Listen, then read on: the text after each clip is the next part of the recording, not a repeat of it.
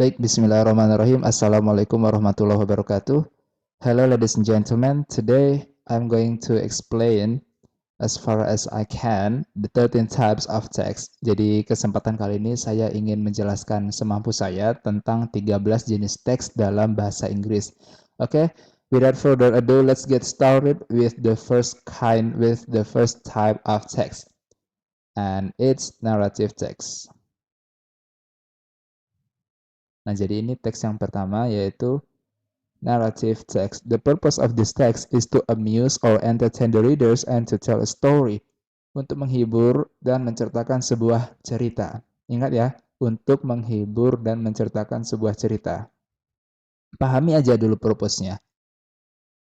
Lalu generic structure-nya atau komposisi teksnya itu ada yang pertama orientation. We introduce who was involved, when and where was it happen and what's going on. And then complication, it means a problem arises and followed by other problems, but it's optional. And then resolution, penyelesaian masalah dan ending dari cerita itu. Orientation ini perkenalan ya, setting tempat, waktu, apa yang terjadi, siapa yang terlibat, seperti itu.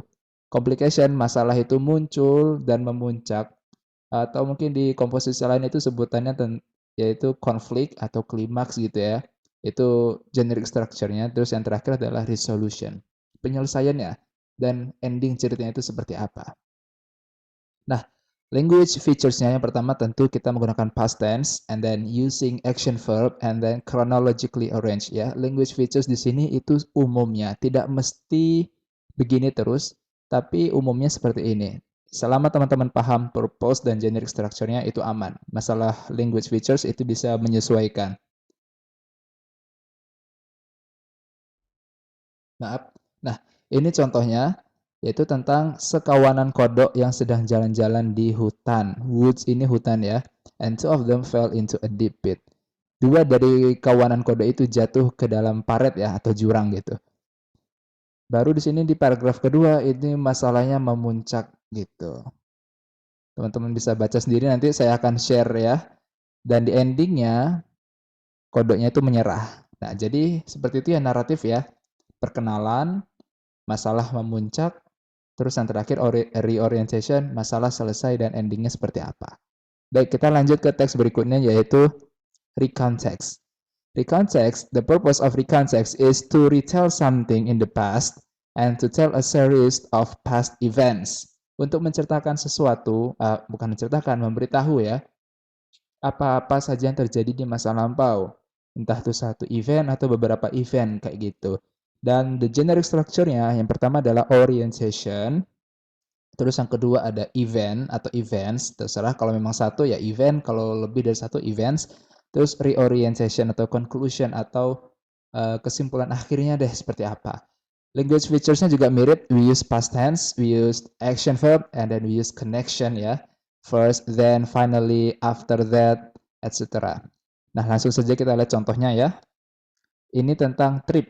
Nah, di sini, last year I had a wonderful trip. Ini adalah orientation-nya.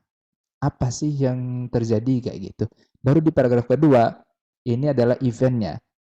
Pertama, saya menghabiskan waktu di New York, terus terbang ke London, dan tinggal beberapa minggu di Europe, terus naik kereta ke Istanbul dan mengunjungi banyak tempat di Asia, dan setelah itu terbang lagi ke South America dan balik ke Indonesia. Ini event yang terjadi dalam recount text. Terus yang terakhir adalah reorientation atau conclusion. I was tired but very happy. Sesederhana itu recount text ya. Jadi menceritakan apa yang ada di masa lalu, menyebutkan urutan-urutan kejadiannya apa. Nah, muncul satu pertanyaan nih. Terus bedanya naratif text dan recount text itu apa? Perbedaannya adalah the structure itself. Narrative text itu menggunakan atau menyajikan konflik atau masalah. Sedangkan recount text itu hanya menceritakan urutan waktu saja, nggak ada masalah yang diceritakan. Contoh nih, kita recount text dulu ya, pakai contoh yang gampang. Hari Minggu kemarin, pagi harinya saya ke mall, siang hari saya pergi ke restoran, malam hari saya mampir ke kafe lalu pulang ke rumah. Udah, itu recount text. Sedangkan narrative text, Saat siang hari ke mall, saat saya ke mall, ban motor saya kempes dan bocor, dan saya tidak menemukan bengkel. Saya mencari kemanapun susah. Nah itu konflik. Itulah naratif teks. Dia menyajikan konflik. Jadi beda ya. Lanjut kita ke teks yang berikutnya yaitu descriptive text. The purpose of descriptive text is to describe a particular person, place, or things in detail. Mendeskripsikan orang, tempat, atau benda dengan sedetail mungkin. Ini adalah, dan ini ada satu purpose tambahan ya, purpose rahasianya dari deskriptif yaitu to make people imagine, membuat orang membayangkan. Jadi kalau dia nggak bisa membayangkan apa yang dibaca, berarti gagal deskriptif teksnya. Oke, generic structure-nya ada identification, terus ada description. Identification apa yang mau kita deskripsikan, terus yang kedua adalah deskripsinya itu sendiri. Language features ada a specific object, tentu karena kita ngebahasnya particular person ya. Terus using adjective untuk menggambarkan noun ya, karena sifat adjective itu to describe noun, and then we use noun phrase, and then we use simple present or past tense. Langsung saja kita lihat contohnya ya. Nah, di sini kita mendeskripsikan seorang ratu Mesir yaitu Cleopatra the Seventh. Ratu Cleopatra ke-7. Nah, di sini saya menceritakan atau mendeskripsikan kecantikannya. Pertama kita mulai dari matanya dulu. Nah, dia punya mata yang coklat dan bentuknya seperti mata kucing. Nah, kita bisa bayangkan kan? Oh, ternyata kecantikannya dari segi mata itu matanya coklat dan bentuknya kayak kucing. Terus saya ngebahas tentang kulitnya, yaitu warna olive shade, darker than Hollywood actress. Kulitnya juga agak gelap sedikit, cantik-cantik gimana gitu gelapnya gitu kan, hitam manis lah. Terus she had medium dark brown hair, dari segi rambut, warna rambutnya itu sedikit coklat ya, dan kira-kira sebahu kayak gini. Nah, kita kan bisa membayangkan nih Cleopatra secara fisik itu seperti apa. Itulah descriptive text, membuat orang bisa membayangkan kayak gitu. Lanjut ke text report ya, report text. The purpose of report text is to present information about something as it is.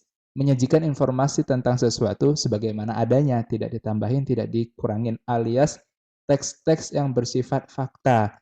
Mungkin penjelasan tentang kucing atau hewan atau olahraga tertentu atau gejala alam seperti itu ya, atau gejala penyakit, itu report text ya. Isinya tuh fakta-fakta doang. Generic structure-nya pertama ada general classification and then description. Terus language features-nya ada introducing group or general aspect, and then we use conditional logical connection, and then we use simple present tense. Langsung saja kita lihat contohnya, nanti teman-teman bisa baca, yaitu tentang fever atau demam. Ya. Oke, untuk mempersingkat waktu langsung saja ke teks nomor 5 yaitu explanation, teks penjelasan. Purpose-nya adalah to explain the processes involved in the formation or working of natural or socio-cultural phenomena. Menjelaskan proses yang terjadi dalam sebuah fenomena. Fenomena alam, fenomena sosial, fenomena budaya, fenomena apapun itu ya. Jadi nanti judul teksnya tuh umumnya seperti ini. Bagaimana gempa bisa terjadi? Bagaimana tsunami bisa terjadi? Bagaimana anak-anak bisa kecanduan game? Atau bagaimana bagaimana gunung meletus itu terjadi? Seperti yang terjadi di Semeru. Nah itu explanation ya. Menjelaskan sebuah proses yang terjadi dalam sebuah fenomena. Generic structure-nya yang pertama general statement, terus ada explanation atau proses-prosesnya, terus ada closing. Language features, using simple present tense, using technical terms, using general and abstract noun, using conjunction of time and cause effect. Nih contohnya nih. Bagaimana gempa bumi terjadi? Nah, baru di paragraf kedua explanation-nya itu menjelaskan proses-prosesnya. Mulai dari underground rock suddenly break, terus during and afterward earthquake, terus the plates of rock start moving and keep moving, terus kayak gitu. Ada prosesnya dan conclusion-nya, so when the earthquake occurs, the earth will shake. Jadi ketika gempa bumi muncul, bumi akan terasa bergoyang atau bergetar. Ini contoh explanation ya, ada proses. Ingat, explanation sama dengan proses. Itu contoh. Itu kunci untuk memahami atau mengetahui kalau ini adalah text explanation. Nomor 6, teks nomor 6 yaitu analytical exposition. The purpose of this text is to reveal the readers that something is the important case. Generic structure-nya thesis, arguments, reiteration, or conclusion. Purpose-nya untuk ngasih tahu ke pembaca bahwa ada sesuatu yang perlu kita pertimbangkan bersama-sama. Sesuatu ini penting banget biar bisa kita jadikan bahan diskusi atau jadikan pemikiran untuk kita pertimbangkan, seperti itulah. Terus language features-nya yang pertama using linking verb, using causal conjunction, using connective, first, next, then, etc. Dan ini contohnya. Nah, di sini saya ingin membahas tentang fast food. Tesisnya adalah, is fast food good for health? Apakah fast food itu sehat? Baik untuk kesehatan? Nah, baru di sesi argumen saya menyajikan fakta-fakta atau opini-opini, bisa digabung terserah, dan didukung dengan penelitian juga. Dan akhirnya di kesimpulan bahwa fast food itu tidak bergizi sama sekali. Udah, itu analytical exposition. Dengan argumen kita ingin menegaskan bahwa ini penting banget untuk kita pikirin bersama. Itu analytical exposition. Baru teks yang ketujuh adalah hortatory exposition. Nah, nanti ini ada bedanya dengan sebelumnya ya.